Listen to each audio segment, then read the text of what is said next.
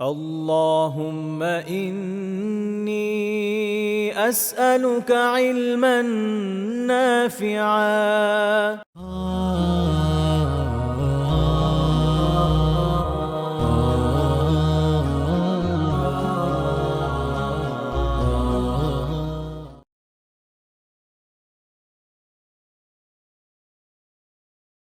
আলহামদুলিল্লাহ ওয়াসসালাতু ওয়াসসালাম আলা রাসূলিল্লাহ আম্মা বা'দ।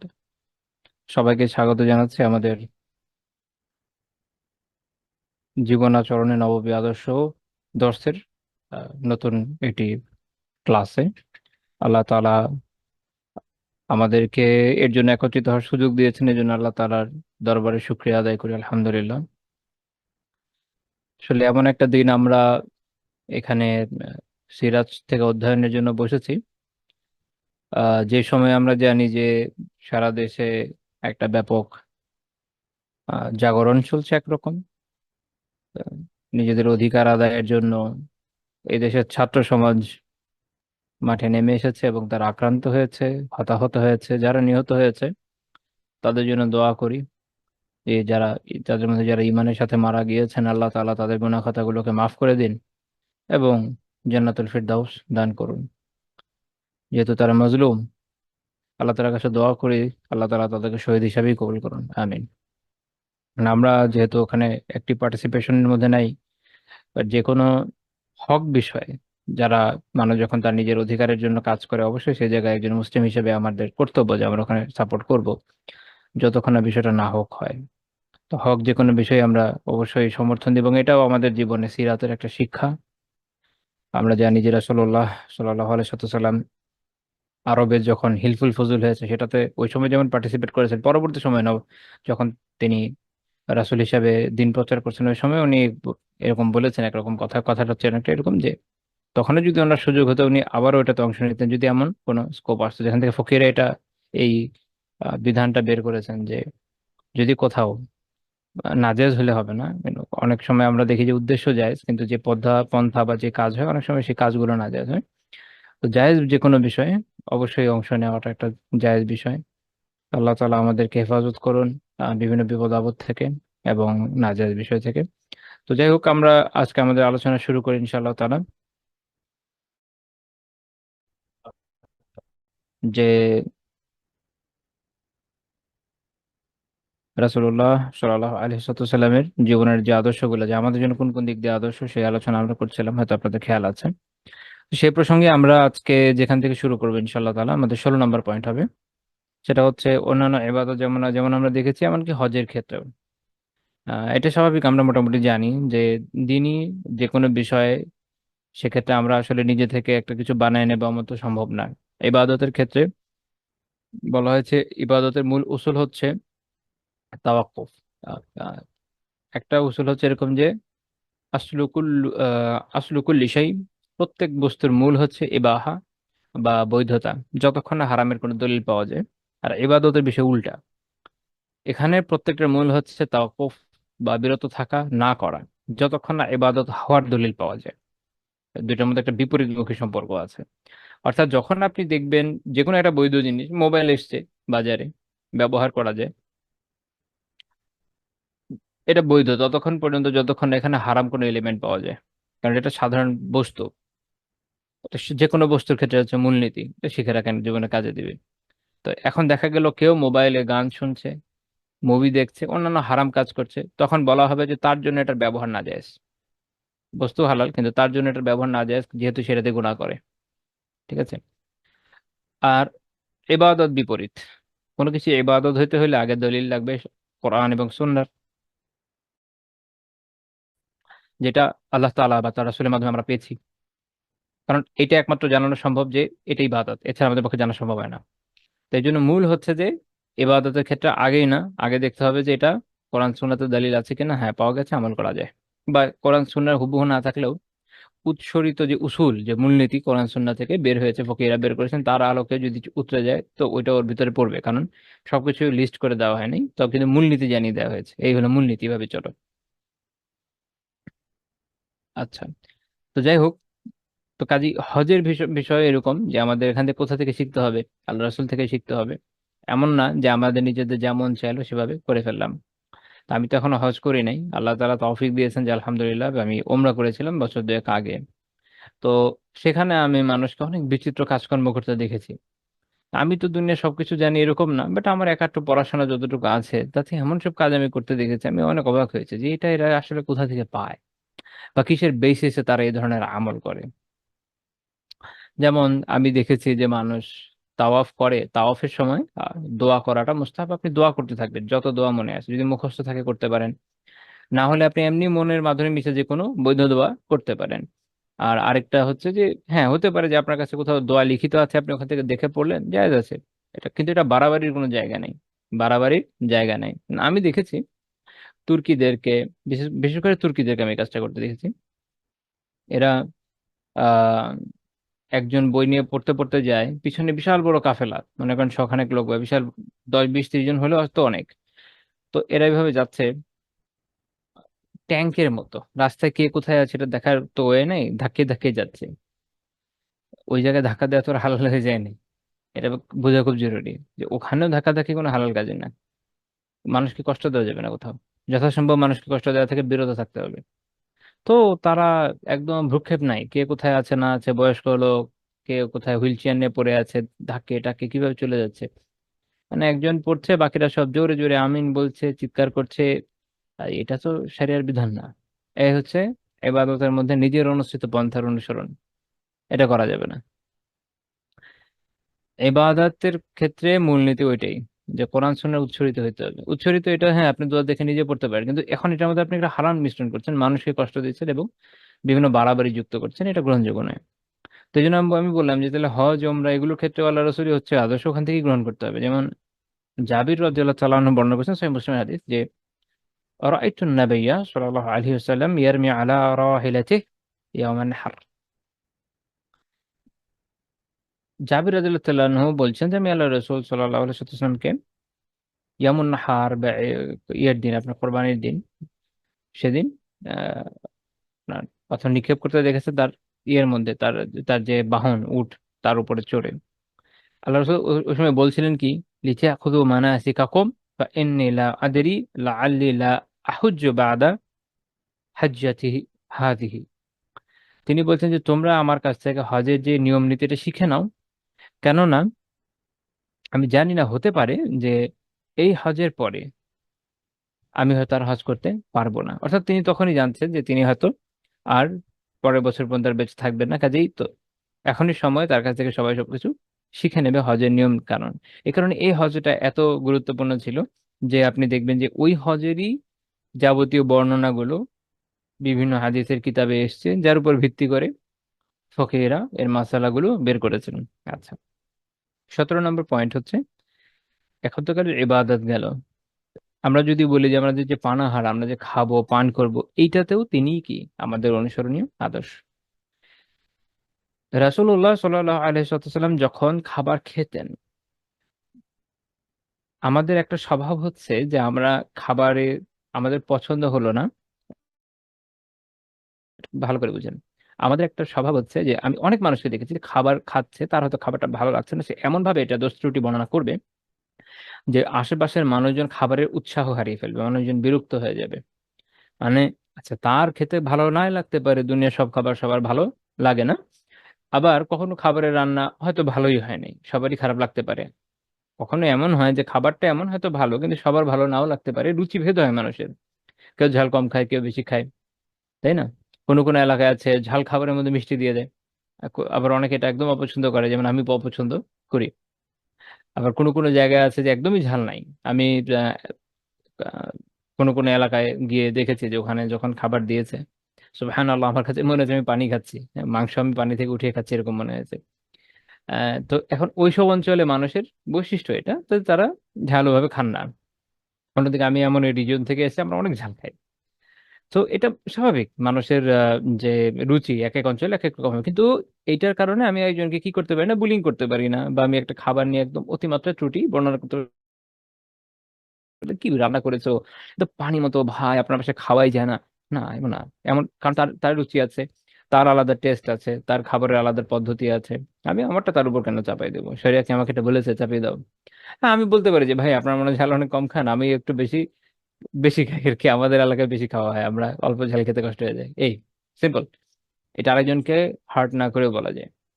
তো আবু হুরায়রা রাদিয়াল্লাহু তাআলা আনহু বলছেন যে মা আবান নাবিয়্যু সাল্লাল্লাহু আলাইহি ওয়াসাল্লাম তুআমা কাত্তু, নবী সাল্লাল্লাহু আলাইহি ওয়াসাল্লাম কখনোই কখনোই খাবারের দোষ ত্রুটি বর্ণনা করেন নাই, কখনোই না। অর্থাৎ উনি যতদিন তার সাথে ছিলেন উনি কি দেখেননি, তাকে কখনোই দেখেননি যে একটা খাবারের খেয়ে দোষ ত্রুটি বর্ণনা করছেন যে এইটা কেমন, লবণ কম হয়ে গেল, ঝাল কম হয়ে গেল, বা যে কোনো কিছু। এখন পছন্দ নাও হইতে পারে না অনেক ক্ষেত্রে, আবার ভালো লাগতে পারে। কিভাবে বুঝতেন সাহাবীরা? তিনি বলছেন যে ইনিশতাহাহু আকালা, যদি ভালো লাগতো উনি খেয়ে ফেলতেন, তার মানে খাবারটা ভালো। ওয়া ইল্লা চারাকা, আর যদি ভালো না লাগতো ছেড়ে দিতেন, মানে খাবারটা আমার ভালো লাগেনি ছেড়ে দিব, শেষ। এই খাবারটা আমি এক জায়গায় দাওয়াতে গিয়েছি, কারো বাসায় গিয়েছি, একটা খাবার সামনে এসেছে, খাবার ভালো লাগেনি রেখে দেন। আবার বা ইভেন নিজের বাসায় হতে পারে কোনোটা লবণ কম, একটু লবণ দিয়ে খেয়ে ফেলেন। হতে পারে লবণ অনেক বেশি হয়ে গেছে, খেতেই পারছেন না, বিভিন্ন কথা রেখে দেন। এরকম হয় আমাদের দেশের, বিশেষ করে পারিবারিক ঝগড়াগুলো যদি খেয়াল করেন, যে পারিবারিক ঝগড়াগুলো কিন্তু এই খাবার নিয়ে প্রচুর হয়, প্রচুর। দেখা গেল যে খাবারে হয়তো ঝাল কম হয়েছে বা লবণ কম হয়েছে, স্বামী স্ত্রীর মধ্যে একটা ঝগড়াঝাটি হয়ে যায়। অনেকে খাবার আলিয়াজুবিল্লাহ লাথি মেরে পর্যন্ত ফেলে দেয়, এরকম হয়তো বাংলাদেশেরই বৈশিষ্ট্য। তো এই যে কাজগুলো মানুষ করে, এটা সুন্নাহ শিক্ষা থেকে অনেক দূরে, অনেক অনেক দূরে। আল্লাহ রসুল যেখানে খাবারের দোষটি বর্ণনা করতেন না, এখানে খাবার নিয়ে ঝগড়াঝাটি হয়, মারামারি হয়, বউ তালাক পর্যন্ত হয়ে যায়। এটা শরিয়া শিক্ষা নয়। শরিয়া শিক্ষা হচ্ছে এটাই যে আপনার যদি খাবার ভালো লাগে আপনি খাবেন, ভালো লাগলে প্রশংসা করেন, সেটা কোনো সমস্যা নেই। বরং বিশেষ করে স্ত্রীর ক্ষেত্রে অত্যন্ত জরুরি। আর মনে করেন যে বন্ধুর বাসায় বেড়াতে গিয়েছেন, খাবার খুব ভালো লেগেছে, বললেন যে ভাবি অসাধারণ রান্না করে, এটা আপনার বলার দরকার নেই। আপনি বলতে পারেন যে আলহামদুলিল্লাহ রান্না খুব ভালো। আর বাসায় বউ যত ভালোই রান্না করুক, আপনি হয়তো জীবনে বলবেন না যে কত ভালো হয়েছে। এটা আসলে এটা সঠিক নয়, এটা থেকে পরহেজ করা জরুরি। সঠিক পদ্ধতি হচ্ছে নিজের স্ত্রীর প্রশংসা করা, নিজের স্ত্রীর প্রশংসা করা, এটা খুব ভালো কাজ, স্বভাবের কাজ। আহলিয়া খুশি হয়ে যাবে। আরেকজনের বউয়ের প্রশংসা করে কি দরকার? ওটা তো আপনার কোনো কাজে না। আচ্ছা। তো আর হচ্ছে এই যে দোষ ত্রুটি এগুলো নিয়ে পড়া যাবে না। এটা নিজের বাসায় সব জায়গায় এই একটা কালচার, আমাদের খুব ব্যাড কালচার, এটাকে ঠিক করতে হবে। যে খাবার আমরা খাবো, ভালো লাগলে আলহামদুলিল্লাহ, আল্লাহ শুক্রিয়া, এবং যিনি করেছেন তার প্রশংসা বা খাবার ভালো হয়েছে, মাহারাম না, গায়ে মারামারি কিছু ইস্যু আছে। আর হচ্ছে আরেকটা যে যদি দোষ ত্রুটি থাকে, আচ্ছা খেতে পারলাম না রেখে দিলাম, খতম। এর বেশি এই যে বাড়াবাড়ি, এটা থেকে বেঁচে থাকা দরকার। আচ্ছা, এই হাদিস যেটা বললাম সহিহ বুখারী হাদিস 3563 নম্বর হাদিস। কখনো এমন হতো যে তিনি লম্বা সময় খাবারই পেতেন না, কারণ তিনি, আমরা জানি যে একটা সময় অত্যন্ত দারিদ্র্যের মধ্য দিয়ে কাটিয়েছেন। আবার বিশেষ করে দিনের দাওয়া যখন উনি করছেন, আবার এমনও হয়েছে যে আলহামদুলিল্লাহ আল্লাহ তাআলা ওনাকে রিজিক দিয়েছে, কিন্তু এমন ভাবে উনি দান করতেন, উনি তো ওই যে আমরা এর আগে পড়েছি যে উনি অভাবের ভয় করতেন না, আল্লাহ রাস্তা দিয়ে দিতেন। তার মতো কি হতে পারে? সাল্লাল্লাহু আলাইহি ওয়াসাল্লাম। তো দেখা গেছে অভাবে পড়ে আছে। তো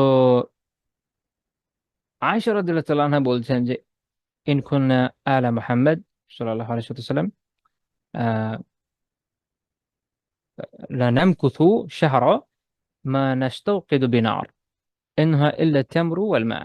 তিনি বলছেন যে আমরা কখনো, মুহাম্মদ সাল্লাল্লাহু আলাইহি ওয়াসাল্লামের পরিবার কখনো কখনো মাস হয়ে যেত যে আমরা অপেক্ষায় আছি, এবং আগুন জ্বালাইনি। খাবার খাবার মানে আগুন আগুন জ্বালানোর মতো কোনো খাবার নাই। রান্না করবো যে, করতে হয় তো আগুন দিয়ে, এরকম কোনো খাবারই নাই যে আগুন জ্বালাবো। খাবার বলতে আমাদের ছিল দুইটা বিষয়, একটা হচ্ছে খেজুর, একটা হচ্ছে পানি। খেজুর বলতে এটা ওই সময়কার স্ট্যাপল ফুড, আমাদের যেমন ভাত। তো আরবদের হচ্ছে তারা রুটি খেত, বেসিক্যালি রুটি খেত আর খেজুর। রুটি আর খেজুর এটা হচ্ছে তাদের কমন জিনিস। আপনি বাংলাদেশে আসলে কি বলবেন, আলু আর ভাতের ভর্তার মতো মনে করেন, অনেকটা কাছাকাছি, যেহেতু আমরা ওভাবে খাই না।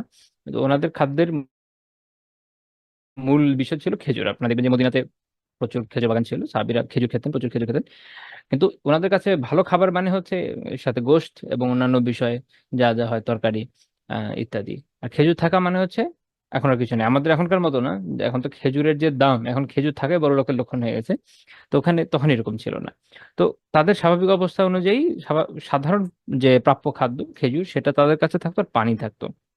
তো এই যে প্রচন্ড কষ্টের মধ্যে উনি যাচ্ছেন, খাবার কিন্তু বলতে গেলে একদমই সাধারণ ধরনের খাবার। খেজুর এক ধরনের ফল, আলহামদুলিল্লাহ ওটা তো খুব ভালো ইয়ের উপাদান আছে, ঠিক আছে। কিন্তু ওই যে মূল কথা কোথায়, যে আপনার বাসায় আপনি যতই ভাত আর আলু ভর্তা খেতে পারেন, আপনি 3 বেলা খান, ভাত খান এবং আলু ভর্তা খান, কিন্তু মাস শেষে তো এটাই বলা হবে না যে আপনি আসলে খাবার ভালো পাননি এবং আপনার পুষ্টির অভাব হয়েছে, ইত্যাদি ইত্যাদি। তো তার মানে হচ্ছে এটা খুব জরুরি যে আপনি খালি 3 বেলা খাচ্ছেন এটা না, সুষম খাবার খাচ্ছেন কিনা। তো দেখবেন যে একদম দরিদ্র লোক তারা তো ভাত খায় অনেক সময়, একদম পান্তা খায়। এটা আমি একটা জাস্ট কম্পারিজন বোঝানোর চেষ্টা করছি।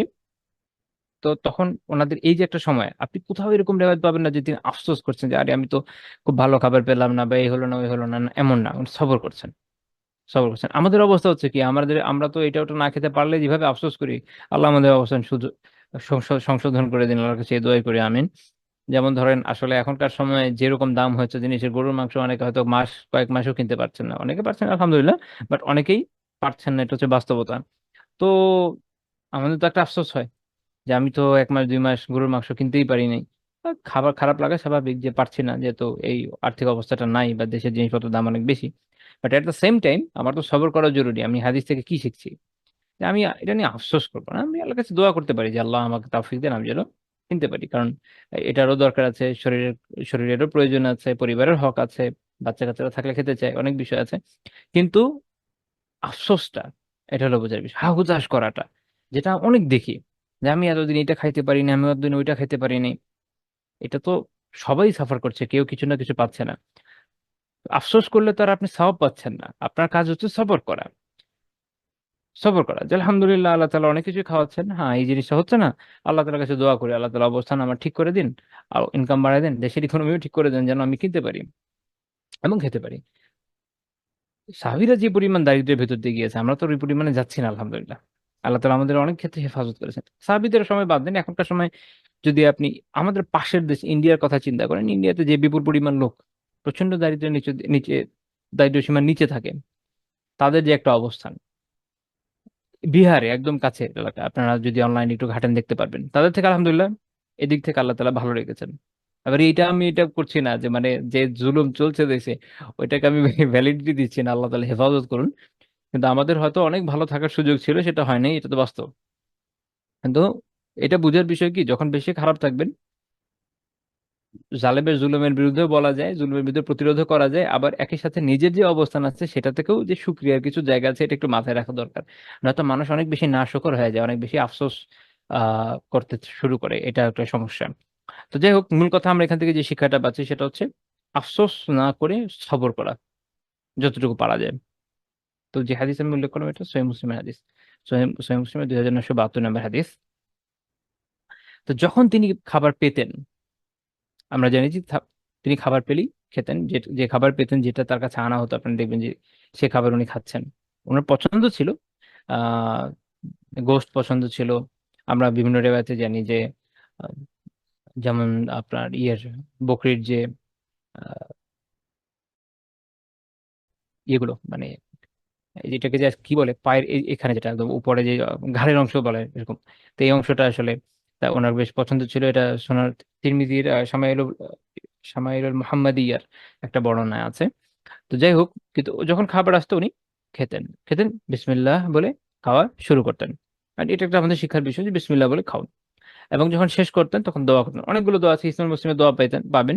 একটা দোয়া আমার খুব পছন্দের, দোয়াটা হচ্ছে এরকম: আল্লাহুম্মা আতআমতা, হে আল্লাহ আপনি আমাকে খাইয়েছেন, ওয়া সাকাইতা ওয়া আগনাইতা ওয়া আকনাইতা, যে আপনি আমাকে খাইয়েছেন, আমাকে পান করিয়েছেন, আমাকে অমুখাপেক্ষী বানিয়েছেন, আমাকে আহ বা বলতে পারেন স্বাবলম্বী বানিয়েছেন, এবং আমাকে ধনী করেছেন বা প্রাচুর্য দিয়েছেন।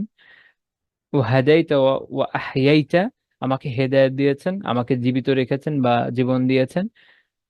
এগুলো বলার পরে ফালাকাল হামদু আলা মা আ'তাইতা, কাজেই আপনি আমাকে যা যা দিয়েছেন এই সব কিছুর জন্য আপনারই সকল প্রশংসা। এত চমৎকার একটা দোয়া, সুবহানাল্লাহ।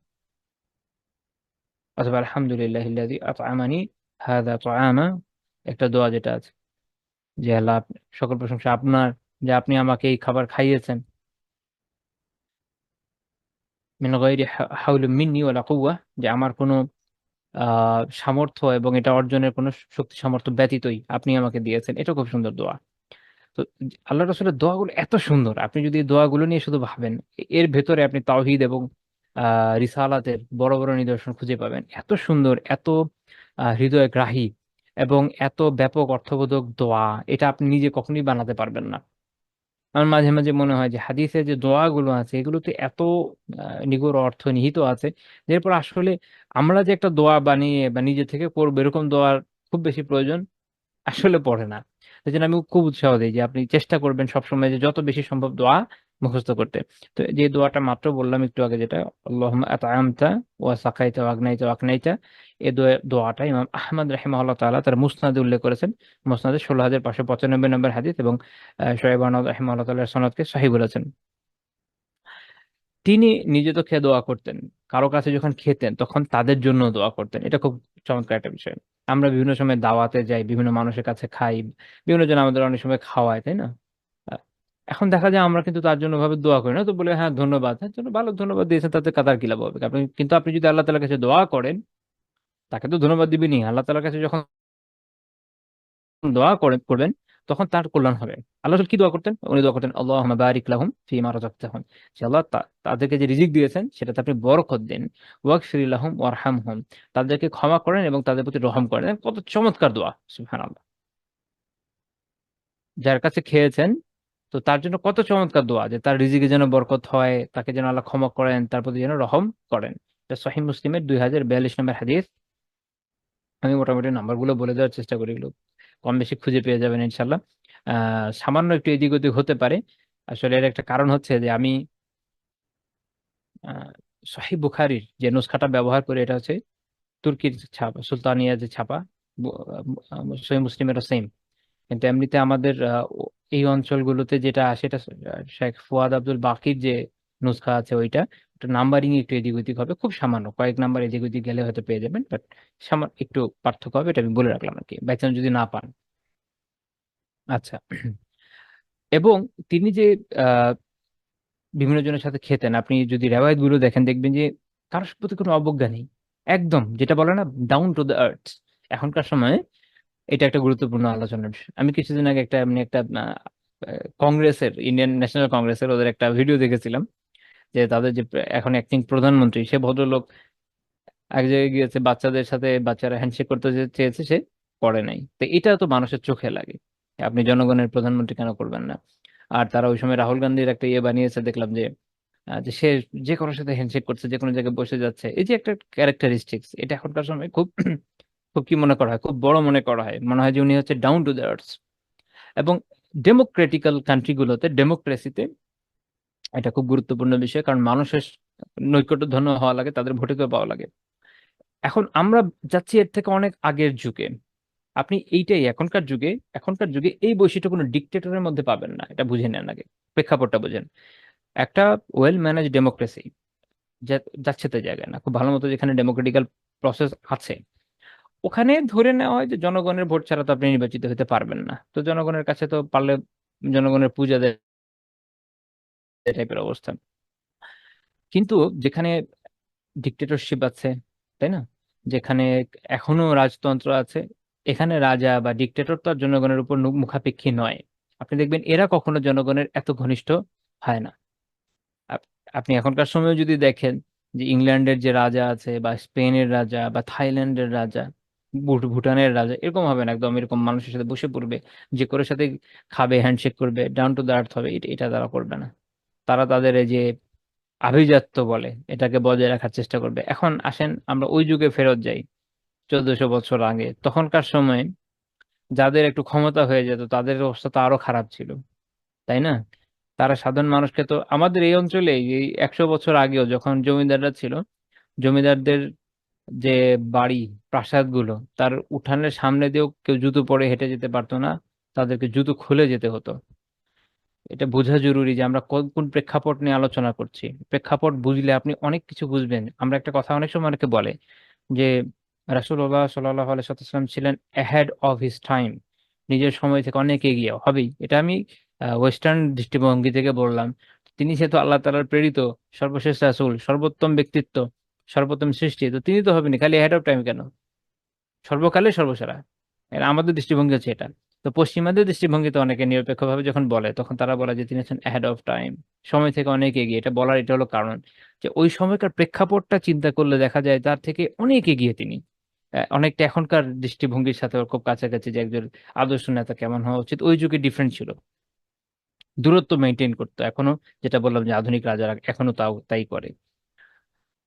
তো সাধারণ মানুষের সাথে বসা টসা এগুলো তো অনেক দূরের বিষয়, তাই না? আচ্ছা, এখন আমরা তার ব্যাপারে বর্ণনা দেখি।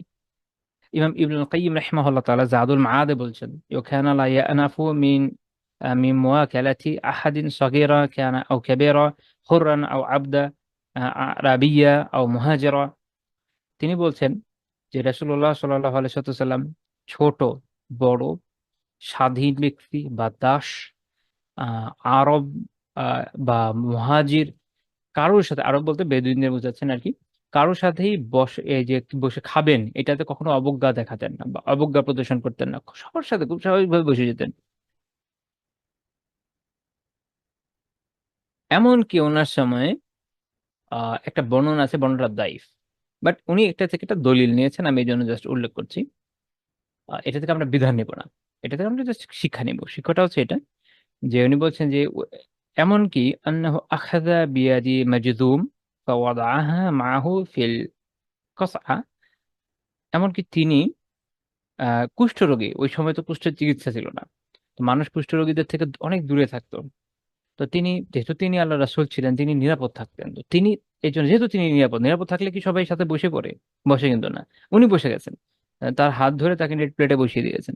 এবং কি বলেছেন? বলছেন যে কুল বিসমিল্লাহি সাকাতাম বিল্লাহ ওয়া তাওয়াক্কুলান আলাইহি, তুমি বলো যে আল্লাহর নামে শুরু করছি, আল্লাহর উপর নির্ভর করে খাচ্ছি এবং আল্লাহর উপর ভরসা করে। ঠিক আছে? তাহলে এই একটা শিক্ষা, যে আল্লাহ তাআলা ওনাকে সিকিউরিটি দিয়েছেন, উনি তাদেরকে সাথে নিয়ে বসে গিয়েছেন। বাকিদের হয়তো সেটা নাই, বাকিরা আক্রান্ত হতে পারে, সেটা ভিন্ন ইস্যু। কিন্তু এই যে একটা ওনার ক্যারেক্টারিস্টিক, সুবহানাল্লাহ, যে কারোর সাথে বসে যাওয়া, যে কারো কাছে খাওয়া, কোথাও দাওয়াত দিয়েছে চলে যাচ্ছে। ইহুদিরা দাওয়াত দিয়েছে, আমরা জানি, যে যেখানে ওনাকে গোশতে বিষ মেশানো হয়েছিল, উনি গিয়েছেন। ছোট বড়, ধনী দরিদ্র সবার সাথে সমান ব্যবহার। ঠিক আছে? এটা এটা একটা বিশাল ব্যাপার। আজকালকার সময়ে আমরা নিজেরা আসলে কি যে কারোর সাথে খেতে পারবো? এটা বোঝা দরকার। যে আমরা দেখবেন যে, আমি জানি না কয়জন পারবেন, যে রাস্তার পাশে যে কোনো সময় যে কারো পাশে বসে একদম খেয়ে ফেলবেন। আমার আমার ধারণা যে এটা আসলে সবার দিয়ে হবে না, আল্লাহ আলাম। আমি যখন ইভেন ইভেন যারা দারোয়ান শ্রেণীর লোকজন আছে, কুলি মজুর টাইপের লোকজন আছে, এদেরকে তো মানুষ সালামি দিতে চায় না। এটা তো বাস্তবতা। আবার তাদের সাথে খাওয়া তো অনেক দূরের বিষয়। এখন এখন আল্লাহ রাসূলের জীবন থেকে আমরা দেখি যে তার আদর্শ কেমন ছিল, যে তিনি যে তাদেরকে নিয়ে বসে খাচ্ছেন, যে কোনো শ্রেণীর পেশার যে কোনো ধরনের মানুষকে নিয়ে। হুম, লা হাওলা ওয়ালা কুওয়াতা। আমি যখন অনেক আগের কথা, মেবি যখন কলেজে পড়ি ওইরকম সময়কার কথা, তখন আমার এরকম একটা ইয়ে ছিল, টেন্ডেন্সি ছিল যে প্রথা ভাঙা টাইপের চিন্তা আছে না, যে যে কারোর সাথে বসে পড়ি। তো দেখা গেছে যে রাস্তার পাশে যারা আছে এদের সাথে বসতাম। তখন তো আসলে ইসলাম সম্পর্কে নলেজ অনেক কম ছিল, এখনো খুব হয়েছে তা না, আলহামদুলিল্লাহ আগের থেকে হয়তো একটু বেশি জানি, এটুকুই। বাট যখন আমি পড়েছি, আমি দেখি সুবহানাল্লাহ, মানে ইসলামের শিক্ষা এর থেকে তো আলাদা কিছু না। এই যে সবার যে একটা সমতা, এখানে একটা গুরুত্বপূর্ণ বিষয়, যে কমিউনিজম যেটা করার চেষ্টা করেছে, যে সবার মধ্যে আমরা সমতা নিয়ে আসবো, সাম্যবাদ, তারা কিন্তু এটা রক্ষা করে নাই। এটা অসম্ভব ছিল যে একজন একজন সাধারণ শ্রমিক স্ট্যালিনের সাথে বসে খাবে, বা এখনকার সময় সে এই আপনার শি জিনপিং এর সাথে বসে খাবে, হবে না? বা কিম জং উনের সাথে খাবে, অথচ এরা কমিউনিজমের নাম বেঁচে খাচ্ছে, যেখানে সাম্যবাদ হবে, যেখানে সবার মধ্যে সমান একটা ইকুয়ালিটি আসবে। এটা কিন্তু ইকুয়ালিটি আসে নাই। বলা হচ্ছে যে এটা হচ্ছে প্রলেটারিয়েট যারা, তাদের রাজত্ব, কিন্তু আসলে এটা হচ্ছে আমলাতন্ত্রের রাজত্ব, আর কিচ্ছু না। এটা হচ্ছে বাস্তবতা। মাওলানা আব্দুর রহিম রাহিমাহুল্লাহ তাআলা 1951 সালে একটা দেখিয়ে গেছেন, যে তখন তো সোভিয়েত ইউনিয়ন শক্তিশালী রাষ্ট্র। উনি তখন এটা লিখেছেন এবং দেখিয়ে দিয়েছেন যে না, এই কমিউনিজম বেসিক্যালি প্রোলেটারিয়েটের রাজত্ব না, এটা হচ্ছে আমলাতান্ত্রিক রাজত্বের জায়গা। আমলারা এখানে রাজত্ব করে। আর শ্রমিক শ্রেণী আসলে হয় বঞ্চিত। কিন্তু এই সৌন্দর্যটা ইসলাম দিয়েছে, তাই না? আচ্ছা, তারপর তিনি খেতেন ডান হাতে খেতেন, এবং খেতে বলতেন বাম হাতে খেতে নিষেধ করতেন। ইবনুল কাইয়িম রাহিমাহুল্লাহ জাদুল মাআদে বলছেন, ওয়া কানা ইয়া'মুরু বিল আকলি বিল ইয়ামিন ওয়া ইয়ানহা আনিল আকলি বিশিমাল। তিনি ডান হাতে খাবার নির্দেশ দিতেন, আদেশ করতেন, এবং বাম হাতে খেতে নিষেধ করতেন। এবং তিনি বলতেন যে ইন্না শাইতান ইয়াকুলু বিশিমালি ওয়া ইয়াশরাবু বিশিমালি, যে নিশ্চয় শয়তান বাম হাতে খায় এবং বাম হাতে পান করে। তাহলে বাম হাতে খাওয়া, বাম হাতে খাওয়া, বাম হাতে পান করা, এটা শয়তানের কাজ। এই জন্য এটার বিধান হচ্ছে এটা হারাম। এই যে ইবনুল কাইয়িম বলছে ওয়া মুক্তাদা হাযা তাহরিমুল আকলি বিহা, তার মানে এর দলিল হচ্ছে এটা, এখান থেকে এটা বোঝা যাচ্ছে বা এটা যে বাম হাতে খাওয়া পান করে এটা হারাম। আচ্ছা, এর কারণ কি? উনি এটা একটা সুন্দর কথা বলছেন, যে এর কারণ হচ্ছে যে এটাতে কে খায় বাম হাতে, বাম হাতে কে খায়, বলছে যে ইম্মা শায়তান, হাদিস অনুযায়ী হয় শয়তান খায়, ওয়া ইম্মা মুশাব্বাহুম বিহ, অথবা যে শয়তানের অনুরূপ, শয়তানের সদৃশ ব্যক্তিত্ব সে খায়। তো তাহলে এই জন্য খাওয়া যাবে না বাম হাতে। মানে হাদিসেই বলা হচ্ছে যে বাম হাতে খাওয়া, বাম হাতে পান করা শয়তানের কাজ। এখন দেখবেন অনেক আছে, এখন তো এটা কি বলে, মডার্নিটির নামে, প্রথা ভাঙার নামে, অথবা বলতে পারেন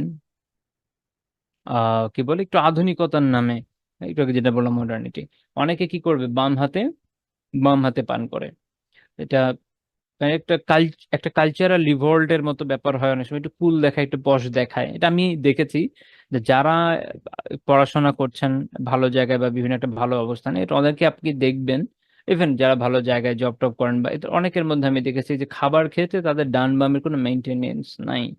খাবার মানে হয়তো ডান হাতে খাচ্ছে, এখন এই সময় কোক আছে তার বাম পাশে, সে বাম হাতে নিচ্ছে, পান করছে না। এটা করা যাবে না, এটা করা যাবে না, ডান হাতে খেতে হবে। হ্যাঁ, এটা হতে পারে যে যেমনটা আলিমরা বলেন, যে আপনি যদি হাতে যদি মাখানো থাকে, বাম হাতে এবার মুখে নেন, নিচে হাত ঠেকায় তারপর খেয়ে ফেলেন, তাহলে আপনার দুই হাতে হলো। অ্যাটলিস্ট হুবহু বাম হাতের খাওয়া যেটা, সেটা হচ্ছে না, এটা একটা ইখতিলাত হচ্ছে, একটা মিশ্রণ হয়ে যাচ্ছে।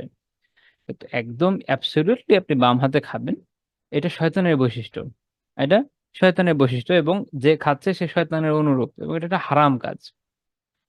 ঠিক আছে? তো সহিহ মুসলিমের হাদিস 2020 নম্বর হাদিস, আল্লাহ রাসূল বলেছেন, ইযা আকালা আহাদুকুম ফালিয়াকুল বিয়ামিনি, যখন তোমাদের কেউ খায় সেজন্য ডান হাতে খায়।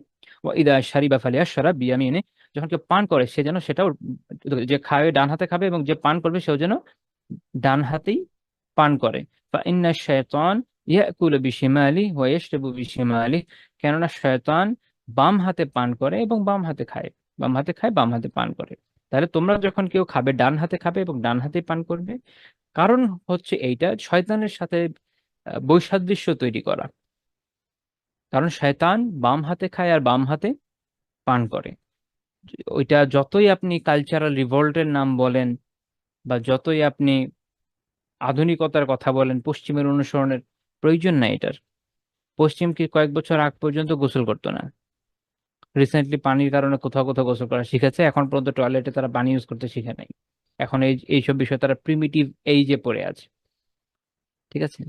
মানে পূর্বপুরুষরা পানি পেত না বলে তাদের এই বৈশিষ্ট্য তৈরি হয়েছে যে তারা পানির সময় টিস্যু টিস্যু নির্ভরতায় পড়ে গেছে। আগে হয়তো অন্য কিছু ইউজ করতো, এখন যদিও মাটির নিচ থেকে পানি খুঁড়ে উঠাচ্ছে, পাম্প হয়েছে, অভ্যাস যায়নি। তো তাদের সিভিলাইজেশনের আমাদের আসলে দরকার নাই।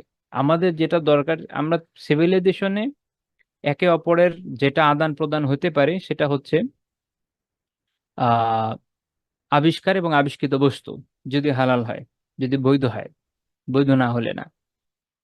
তো যেমন আমার ল্যাপটপ দরকার, আমার পিসি দরকার, আমার এইসব অ্যাপারেটাস দরকার, আনতে পারি, কোনো সমস্যা নাই। আবার আমিও তোমার কাছে বেচতে পারি যেগুলো আমার কাছে আছে, আদান প্রদান হতে পারে। বাট সেখানে আমি তোমার কাছ থেকে হারাম জিনিস শিখবো না, কুফর শিরক এগুলো শিখবো না, এটা আমার কাজ না। এটা বোঝা জরুরি। এই পার্থক্যটা না রাখতে পারলে একটা জাতি কখনো টিকতে পারে না, ধ্বংস হয়ে যায়। আচ্ছা, তারপর আরেকটা বিষয় হচ্ছে, এই এই প্রসঙ্গে যদি বলি যে তিনি সাল্লাল্লাহু আলাইহি ওয়াসাল্লাম প্রত্যেক লোকমা ঢোকে আল্লাহ তাআলা শুকরিয়া নির্দেশ দিয়েছেন। আমরা যখন খাই, আমরা যখন যদি তখন আল্লাহ তাআলার প্রশংসা করি, আল্লাহ তাআলার হামদ বলি, প্রশংসা করি, আলহামদুলিল্লাহ বলি, আল্লাহ তাআলা সন্তুষ্ট হয়ে যান। রাসূলুল্লাহ সাল্লাল্লাহু আলাইহি ওয়াসাল্লাম বলেছেন যে ইন্নাল্লাহা লা ইয়ারদু আনিল আবদ, আল্লাহ তাআলা বান্দার প্রতি সন্তুষ্ট হয়ে যান কখন?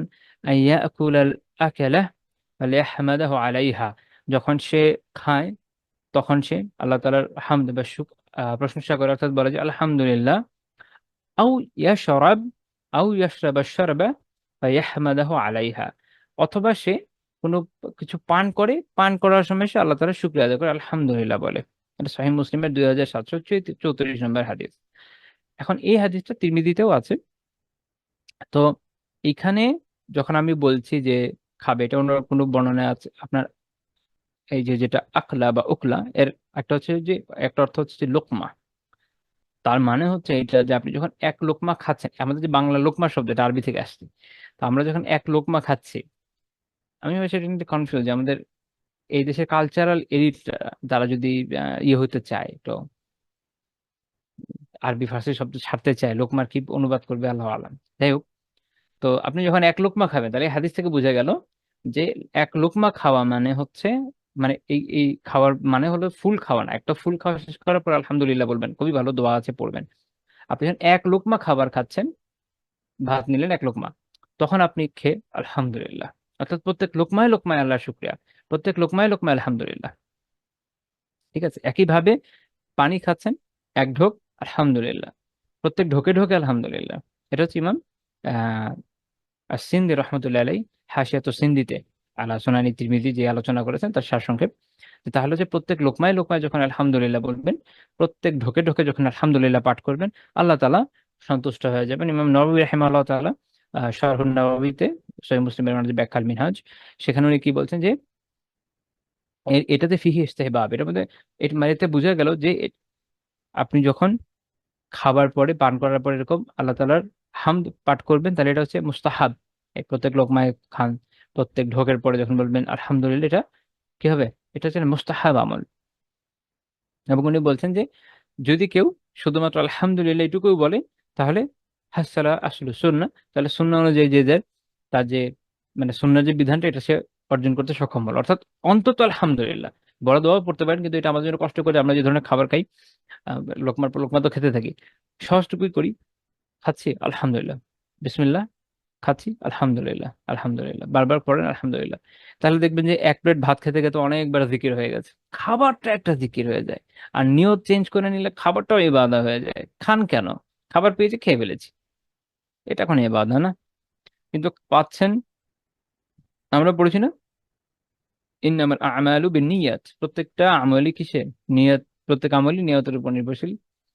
তো আপনি যখন খাচ্ছেন, নিয়ত করেন খাওয়ার আগে যে আমি এটা খাচ্ছি এই জন্য যে আমার শরীরের হক আছে, আল্লাহ তাআলা দিয়েছেন, সে হক আদায় করার জন্য, এর মাধ্যমে শক্তি অর্জন করে আমি যেন ইবাদত করি, সেই জন্য যেন আমি নেক আমল করতে পারি, দেখবেন এটাই ইবাদত হয়ে গেছে। খুবই গুরুত্বপূর্ণ বিষয়। আচ্ছা, তো এইভাবে খাওয়াও আমরা ইবাদতে পরিণত করতে পারি। আর যখন প্র্যাকটিক্যালি লোকমার পর লোকমা আলহামদুলিল্লাহ বলবো, স্বাভাবিকভাবেই সওয়াব তো হবে না? আচ্ছা, তারপরে এবং আমরা হাদিস থেকে দেখলাম আল্লাহ তাআলা বান্দার প্রতি সন্তুষ্ট হয়ে যান যখন বান্দা বান্দা এভাবে আলহামদুলিল্লাহ বলে খাবার পরে লোকমায় লোকমায় ঢোকে ঢোকে। আল্লাহ তাআলা আমাদের তৌফিক দিন আমলের, আমিন। 18 নম্বর পয়েন্ট হচ্ছে ঘুম এবং জাগরণ, এটাতেও তিনি আমাদের অনুসরণীয় আদর্শ, ঘুমে এবং জাগরণ। মানে বিষয়টা এমন না, আমরা দেখছি যে শুধুমাত্র ইবাদত না, আমাদের এই পুরো কোর্সের আলোচ্য বিষয় এটা যে ইবাদত ছাড়া অন্যান্য সব বিষয় মিলিয়ে, তো সব বিষয়গুলোতে আমরা কি দেখছি যে তিনি কিভাবে আমাদের জন্য দৃষ্টান্ত আদর্শ স্থাপন করে গেছেন। কারণ আমাদের সোসাইটিতে এই সুন্নাহর বিষয়টা, আল্লাহ রাসূলের অনুসরণের বিষয়টাকে শুধুমাত্র ইবাদতের ভিতরে, ইবাদত বলতে মানে আমরা যেটাকে ইবাদত মনে করি তার ভেতরে আবদ্ধ করা হয়েছে। কিন্তু আমরা দেখেছি ইসলামের সেন্স হচ্ছে ইবাদত কি, আল্লাহ তাআলার সন্তুষ্টি আনুগত্যের জন্য যে কাজ করা হয় সবই ইবাদত। তো তার ভিতরে আমার ঘুমও হবে। আমি ঘুমাচ্ছি কেন? নিয়ত হচ্ছে এটা যে আমি যেন শরীর হক আদায় করতে পারি, এবং আমি যেন মানে ঘুমের মাধ্যমে কি হবে, আমার যে ফ্যাটিক, আমার যে ক্লান্তি, এগুলো দূর হয়ে যাবে এবং আমি সঠিকভাবে উঠে আবার ইবাদত করতে সক্ষম হব। এই নিয়ত যখন থাকবে, আমার ঘুমই আমার ইবাদত। আমি যখন ঘুমানোর সময় সুন্নাহ আমল করে শুবো, এটা আমার একটা ইবাদত, কারণ আমি তো একটা ইবাদত করে ঘুমাচ্ছি। উঠবো, যখন উঠার পরে আমি আবার সুন্নাহ আমল করব। তো এভাবে ঘুমটা ইটসেলফ একটা ইবাদতে পর্যবসিত হয়। তো আমাদের সোসাইটির যে দৃষ্টিভঙ্গি এটা আলাদা, শরিয়ার যে দৃষ্টিভঙ্গি, সেখান থেকে আমরা দেখি যে ঘুমটা ইটসেলফ একটা, ঘুম জাগরণ শুধু না, জীবনের প্রত্যেকটা ক্ষেত্রেই আসলে আমাদের শরীরের বাইরে কিছু না, সবকিছু শরীরের ভিতরে, এবং সেখানে ঘুম এবং জাগরণেও তিনি আমাদের জন্য অনুসরণীয় আদর্শ। ইবনুল কাইয়িম রাহিমাহুল্লাহ জাদুল মাআদে বর্ণনা করেছেন যে তিনি কি করতেন, রাসূলুল্লাহ সাল্লাল্লাহু আলাইহি ওয়াসাল্লাম কিভাবে ঘুমাতেন তা বর্ণনা করছেন যে কানা ইয়ানামু আলা শিক্কিহিল আইমান ওয়া ইয়াদাউ ইয়াদাহুল ইয়ুমনা তাহতা খাদ তাহতা খাদ্দিহিল আইমান। তিনি এই ডান কাত হয়ে এই ডান হাত গালের নিচে রেখে শুয়ে পড়তেন। তারপর কি বলতেন, দোয়া করতেন। আপনার অনেক দোয়া পাবেন, সবচেয়ে সহজ দোয়া কি, আল্লাহুম্মা কিনি আযাবাক ইয়াওমা তাবআসু ইবাদাক, যে আল্লাহ আপনি আমাকে মাফ করে দেন যেদিন, মাফ করে দিন, ইয়া আল্লাহ আমাকে আযাব থেকে বাঁচিয়েন কবে, যখন আপনি বান্দাদেরকে পুনরুত্থিত করবেন, অর্থাৎ বান্দাদের যেদিন পুনরুত্থান হবে সেদিন সেদিনকার যে আযাব তা থেকে আমাকে মুক্তি দেন। এটাই আল আদাবুল মুফরাদের হাদিস, বারা রাদিয়াল্লাহু তাআলা আনহুর বর্ণনা। আল আদাবুল মুফরাদের 1215 নম্বর হাদিস, শায়খ আলবানী রাহিমাহুল্লাহ তাআলা সহিহ বলেছেন। আচ্ছা, এখানে একটা দোয়া আপনাদের বলি, এটা হয়তো অনেকের জানা নাই। শুধু জানা না, আপনি যখন বিছানায় যাচ্ছেন না, বিছানায় যাওয়ার একটা দোয়া আছে। এটা সহিহ মুসলিমের 2715 নম্বর হাদিস, 2715 নম্বর হাদিস এই দোয়াটা পাবেন। সেটা হচ্ছে আনাস রাদিয়াল্লাহু তাআলা আনহু বর্ণনা করেছেন যে রাসূলুল্লাহ সাল্লাল্লাহু আলাইহি ওয়াসাল্লাম যখন বিছানায় যেতেন, বিছানায় আশ্রয় নিতেন, ওই সময় উনি একটা দোয়া পড়তেন, খুব চমৎকার দোয়া। উনি বলছেন যে দোয়াটা হচ্ছে আলহামদুলিল্লাহিল্লাযী আত'আমানা, যে সকল প্রশংসা সে আল্লাহ যিনি আমাদের খাইয়েছেন, ও সাখানা আমাদের পান করিয়েছেন, ও কাফানা ও আওয়ান আমাদের পর্যাপ্ত পরিমাণে দিয়েছেন, এবং আমাদের আশ্রয় দিয়েছেন। তাই না? তো এই একটা অত্যন্ত সুন্দর দোয়া। এবং তিনি এরপর বলছেন ওয়াকাম মিম্মান লা কাফিয়া লাহ ওয়া লা মুউইয়া, কারণ এমন অনেক মানুষ আছে, এমন কত এটা আবার একটু এইভাবে আমরা অর্থ করতে পারি, যেমন কত মানুষই তো রয়েছে যাদের কোনো এরকম আহ প্রতিদান দাতা নাই, বা যাদের জন্য যে কেউ যথেষ্ট করবে এরকম কেউ নাই, এবং তাদের কোনো আশ্রয় নাই। তো খুব চমৎকার একটা দোয়া যে আপনি যখন বিছানায় যাচ্ছেন আল্লাহ শুকরিয়া আদায় করা যে আজকে সারাদিন যেহেতু আল্লাহ তাআলা খাইয়েছেন, পরিয়েছেন, আমার জন্য পর্যাপ্ত পরিমাণ দিয়েছেন, এবং আমাকে আশ্রয় দিয়েছেন, এখন আমি ঘুমাতে পারছি, তো আল্লাহ তাআলার প্রশংসা করা তখন খুবই জরুরি। আচ্ছা, তারপর তিনি যখন রাতে আবার ঘুম থেকে উঠতেন কি করতেন, তিনি তখন দোয়া করতেন। বেশ কিছু দোয়া হাদিসের বিভিন্ন কিতাবে আছে, যেমন আয়েশা রাদিয়াল্লাহু তাআলা আনহা তিনি বলছেন যে কানা ইদা ইস্তাইকাযা মিনাল লাইল, আল্লাহ রাসূল যখন রাতে ঘুম থেকে উঠতেন ক্বাল তিনি বলতেন যে লা ইলাহা ইল্লা আনত, যে আল্লাহ আপনি ব্যতীত কোনো ইলাহ নাই, সুবহানাক আপনার পবিত্রতা বর্ণনা করছি, আল্লাহুম্মা আস্তাগফিরুকা লিযামবি, হে আল্লাহ আমি আমার গুনাহের জন্য আপনার কাছে ক্ষমা প্রার্থনা করছি, ওয়া আসআলুকা রাহমাতাক আমি আপনার রহমত চাচ্ছি, আল্লাহুম্মা জিদনি ইলমা, হে আমার রব, হে আল্লাহ আপনি আমার ইলম বাড়িয়ে দেন, ওয়ালা তুজিগ কলবি বাদা ইদ হাদাইতানি, এবং আপনি আমাকে হেদায়েত দেওয়ার পরে আমার অন্তর যেন বক্র না হয়ে যায়, ওয়াহাবলি মিন লাদুনকা রাহমা আপনার তরফ থেকে আমাকে রহমত দিন, ইন্নাকা আনতাল ওয়াহ্হাব কেননা আপনি হচ্ছেন দাতা। অত্যন্ত চমৎকার দোয়া। রাতে যখন ঘুমতে করতেন উনি এই দোয়া করতেন। এটা সুনান আবি দাউদের 5061 নম্বর হাদিস। ইমাম ইবনে হাজার আসকালানি রাহমাতুল্লাহি আলাইহি তার কিতাব আছে নাতাইজুল আফকার, সেখানে এর সনদকে হাসান বলেছেন। আহ ইবনুল কাইয়িম রাহিমাহুল্লাহ তাআলা তিনি বলছেন জাদুল মাআদে যে আল্লাহ রাসূল যখন রাতে ঘুম থেকে উঠতেন, বা আমরা এমনি জানি জানি যে দিনেও উনি উঠে যখনই উঠতেন, দিনে বলতে কি উনি তো আসলে সবসময় তাহাজ্জুদ পড়তেন, ওনার ওঠা মানে হলো তাহাজ্জুদের সময় ওঠা। আর আমরা যদি নাও উঠি, আমরা যদি দিনে উঠি, মানে দিন বলতে আমি বুঝেছি ফজরের সময়, অবশ্যই আমি এটা মেনে করি না যে আপনারা ফজর বাদ দিয়ে ওঠেন, বাই চান্স উঠতে পারে, কিন্তু যখনই উঠেন তখনই এই দোয়া যে আলহামদুলিল্লাহিল্লাযী আহইয়ানা বা'দা মা আমাতানা ওয়া ইলাইহিন নুশুর। আমরা জানি এটা একটা সুন্নাহ দোয়া আমাদের, আলহামদুলিল্লাহ আশা করি মুখস্থ আছে সবার, না থাকলে হিসনুল মুসলিম থেকে অবশ্যই মুখস্থ করে নেন।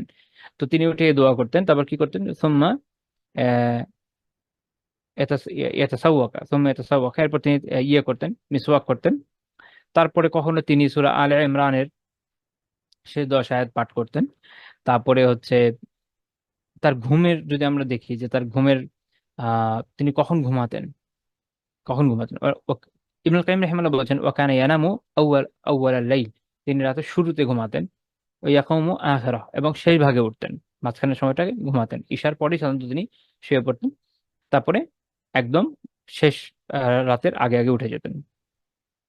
কখনো কখনো কি রাতের শুরুতে জাগতেন কিনা, জাগতেন। তিনি বলছেন যে ওয়া রুব্বামা সাহিরা আউয়ালাল লাইল ফি মাসালিহিল মুসলিমিন, মুসলিমদের কল্যাণের জন্য কখনো কখনো রাতের প্রথম ভাগেও তিনি সজাগ থাকতেন, এটা বিভিন্ন বর্ণনায় পাওয়া যায়। আচ্ছা, এবং তার ঘুমের যে পরিমিতিটা যদি আপনি দেখেন, আহ আল্লাহ আলাম যেটা ওভারঅল কি পরিমাণ যায়, জাদুল মাদের একটা বর্ণনা এরকম আছে যে তিনি আহ, ইবনুল কাইয়িম রাহিমাহুল্লাহ এরকম বলছেন যে ওয়াকানা নাওমুহু আ'দালা নাওম ওয়া হুয়া আনফাউ মা ইয়াকুনু মিনান নাওম। তিনি বলছেন যে আল্লাহ রাসূলের যে ঘুমটা, এটা হচ্ছে সবচেয়ে আপনার ন্যায়পরায়ণ বলতে পারেন। আদল, এটা দেখে যে আসলে আমি কি বাংলা করবো মাথায় আসছে না এখন।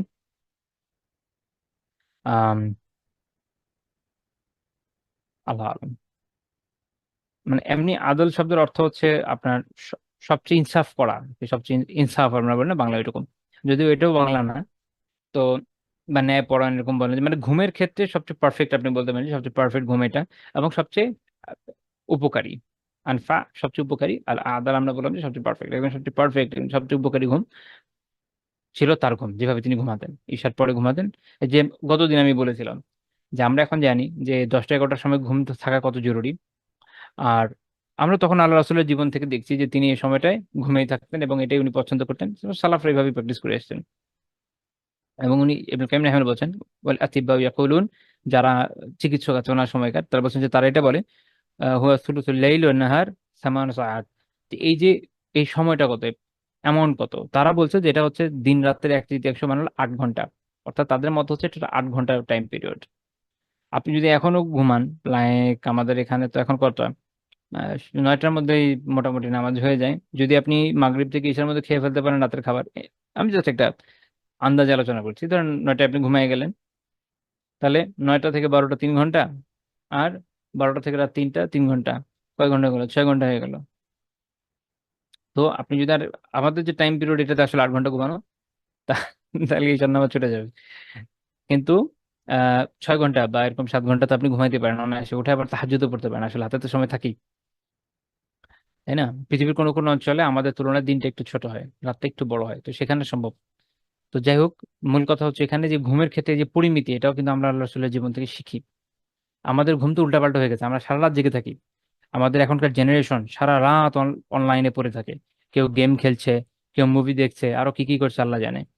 তো সারা রাত এভাবে তারা সজাগ থাকছে, পুরো জীবন শেষ করে ফেলছে, মেধা নষ্ট করছে, তাদের যে উম, মেধার বিকাশ হওয়ার কথা সেটা হচ্ছে না, সেটা নষ্ট হয়ে যাচ্ছে, আরো যা যা হচ্ছে, ভয়ানক অবস্থা, শুধু এই উল্টাপাল্টা ঘুমের অভ্যাসের কারণে। তো আল্লাহ রসুলের জীবন থেকে আমরা কিন্তু এটা দেখছি, এটা একটা গুরুত্বপূর্ণ বিষয়, মানে ঘুম কতটুকু ঘুমাবো, কখন ঘুমাবো, কিভাবে ঘুমাবো, এইটাও তার জীবন থেকে আমাদের শেখার দরকার। পারবো কি পারবো না এটা পরের বিষয়, চেষ্টা তো করতে হবে একটু। প্রতিদিন না পারি, সপ্তাহে 2 দিন 3 দিন যদি করা যায় তাই কম কি। এবং তার ঘুমের ক্ষেত্রে সুবহানাল্লাহ, যে কোনো জায়গায় ঘুমাচ্ছেন, যেখানে সুযোগ পাচ্ছেন। ইবনে কাইয়িম রাহিমাহুল্লাহ বর্ণনা করছেন যে তিনি কানা ইয়ানামু আলাল ফিরাশি তারা, তিনি কখনো দেখা গেছে যে আহ বিছানায় ঘুমাচ্ছেন, ওয়ালা ওয়ালা নিতই তারাতান, কখনো নিতয়ের নিচ হচ্ছে এক ধরনের চামড়ার এক ধরনের মাদুর হতো, এটার উপর ঘুমাচ্ছেন। কখনো হাসির পাটির উপরে ঘুমিয়ে যাচ্ছেন। কখনো আলাল আলাল আউজ, জমিনের উপর এমনি ঘুমিয়ে গেছেন। কখনো এই বালির উপরে খাট করতো, এটার উপর ঘুমিয়েছেন। কখনো এমন হয়েছে যে তার কালো এক চাদর ছিল, চাদর উপরেও ঘুমিয়েছে। ঘুমের ক্ষেত্রে এই যে একটা সিম্পলিসিটি, আমাদের তো ঘুমের জন্য সুবহানাল্লাহ, এটা আসলে বলে বোঝানোর মতো না, আমরা যে পরিমাণ আরামপ্রিয় হয়ে গেছি, এবং এই কারণেই আরামপ্রিয়তা জাতিকে শেষ করছে। আমরা একটা কথা বলে যে কমফোর্ট জোন থেকে যদি আপনি বের হতে না পারেন, বড় কিছু কখনো করতে পারবেন না। আমাদের পুরো জাতি আমরা বলি না ডুবে যাচ্ছে, এটার বড় একটা কারণ এটাই যে আমরা, অনেক কারণ আছে, একটা দুইটা কারণ না, একটা কারণ এটাও হবে যে আমরা কমফোর্ট জোনের মধ্যে আবদ্ধ হয়ে গেছি, ওই সিম্পল জীবন নাই। তার মানে আমি বলছি না এখন ধরে সবাইকে ওখানে ঠেলে দিতে হবে, এরকম না। ওভার দ্য নাইট কিছু হয় না, মানুষ ধীরে ধীরে কিছু যদি চেঞ্জ আনতে পারে জীবনে, যে আপনি আরো বেশি কমফোর্ট নিতে পারতেন, আপনি এটা একটু কমালেন, যদি সম্ভব হয় করেন। অনেক কিছু আছে, আপনি এটা না করে ওটা করলেন, ভালো হয়। আমরা দেখা গেছে যে নিজেদের যাবতীয় কাজই মেশিনারি এবং অন্যের উপর নির্ভরশীল হওয়ার একটা প্রয়াস কিন্তু অনেকেই রাখছে। আপনি বাসায় চা খাবেন বা কফি খাবেন, বানিয়েও নিতে পারেন, একটা কফি মেকার কিনে ওটা দিয়েও বানাতে পারেন। আমরা যেহেতু সময়কে অতি ইউটিলাইজ করতে চাই, আমরা কি করব, কফি মেকার বানিয়ে নিব। হ্যাঁ, হতে পারে অফিসে এমন সিচুয়েশন লাগে, কিন্তু আপনি বাসায় আছেন বা যে কোনো ধরেন বাসায় আছেন, আমি ধরলাম, আমি যেটা উদাহরণ দিচ্ছি, একটা উদাহরণ সবার মিলতে হবে এরকম না, বোঝার জন্য। আপনি যদি একটু কষ্ট করে বানান, শরীরটাও মুভ করে, কিছু তো কাজ হলো। সারাদিন যদি টেবিলে বসে থাকেন তাহলে তো হবে না। আমি just একটা উদাহরণ দিলাম এভাবে। তার মানে উই নিড টু মুভ। আমাদের কাজ হচ্ছে মুভ করতে হবে, আমাদের কাজ হচ্ছে যে নিজেকে একটু অ্যাক্টিভ রাখা দরকার। আমরা অতিমাত্রায় অলস হয়ে যাচ্ছি। সুন্নাহ থেকে এটাও শিখি যে অ্যাক্টিভিটি কেন জরুরি, তাই না? আচ্ছা, আবার আমাদের যে ঘুমের কথা যেটা বলছিলাম, অতিমাত্রায় আরামদায়ক বিছানায় হয়তো ঘুমাচ্ছি, তারপর যখন আর্থ্রাইটিস ধরে যাচ্ছে তখন আমরা কি করছি? আর্থ্রাইটিস বেড খুঁজতেছি, কোথায় পাওয়া যায়। অত্যন্ত অল্প বয়স, সবারই কম বেশি অবস্থা হয়ে যাচ্ছে এখন। আল্লাহ হেফাজত করুন। এরপর আরেকটা বিষয় যেটা আমি চিন্তা করেছি আজকে আলোচনা করব, ভাবছি যে করব কিনা, এটা একটু লম্বা আলোচনা হবে এটার বিষয়ে।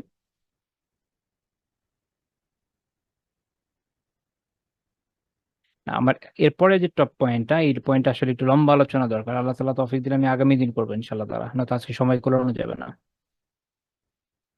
তো অলরেডি তো 8টা 22 বেজে গেছে, আজকে আলোচনা এই পর্যন্ত রাখছি ইনশাআল্লাহ তাআলা। আর আমি মানে গলা আজকে অনেক ভেঙে আছে, তারপর যেহেতু আপনাদের একটা হক আছে, আমি চেষ্টা করেছি যতটুকু পারার, যতটুকু সম্ভব বলার। ভুল ত্রুটিগুলো আল্লাহ তাআলা ক্ষমা করুন, আপনারাও ক্ষমা সুন্দর দৃষ্টিতে দেখবেন ইনশাআল্লাহ। আজকে আলোচনা এই পর্যন্ত থাকছে। সুবহানাকাল্লাহুম্মা বিহামদিকা লা ইলাহা ইল্লা আনতা আস্তাগফিরুকা ওয়া আতুবু ইলাইক।